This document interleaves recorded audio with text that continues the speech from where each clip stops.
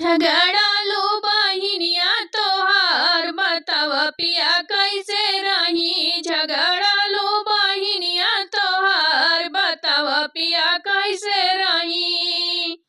गौआ में घूमी घूमी करे शिकायत, गौआ में घूमी घूमी करे शिकायत। दीपक बहू रहली हमसे बतावत, दीपक बहू रहली हमसे बतावत।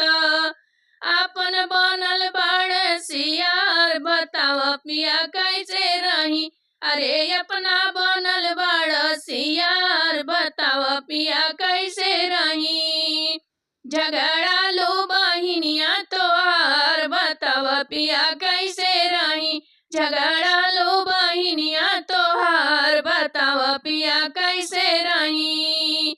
लेके आइल रहला जवन गहनवा, लेके आइल रहली जवन गहनवा। पहिरे न पवनी हम कहू दिनवा, लेके आइल रहली जवन गहनवा। पहिरे न पवनी कहू दिनवा। अरे दैया से लियली उतार बताव पिया कैसे रही।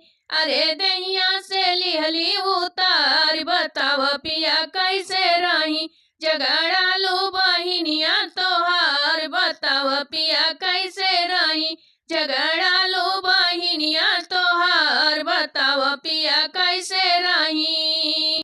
कुछ दिन के बात और बाटे ये रनिया, कुछ दिन के बात और बाटे ये रनिया।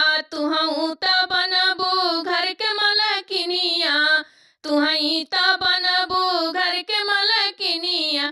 फिर चली हुकुम तोहार धनिया सबर कर, फिर चली हुकुम तोहार धनिया सबर कर। झगड़ालू बहिनिया तोहार बताव पिया कैसे रही। झगड़ालू बहिनिया तोहार बताव पिया कैसे रही।